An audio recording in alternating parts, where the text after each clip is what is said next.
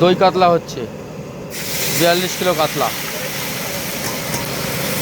একটু রসুন দেওয়া হলো, দাও তো তাড়াতাড়ি, আদা নিয়েছো।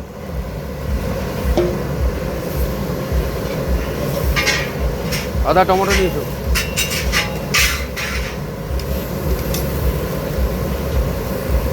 দাও টমেটো দাও,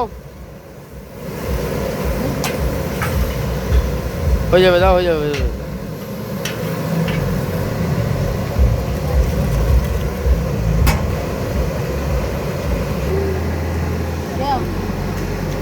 একটু আদা দাও, একটুখানি কাঁচা লঙ্কা দেওয়া হলো।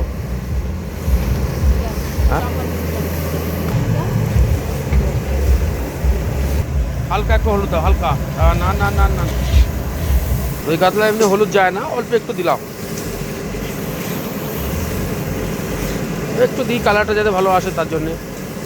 হালকা একটু লঙ্কার গুঁড়ো দিলাম, কাঁচা লঙ্কাটা বেশি যাবে।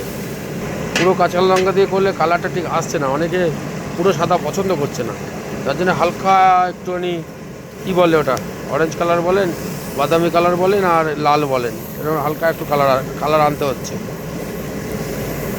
মানুষ যেটা চাইবে সেটাই তো করব।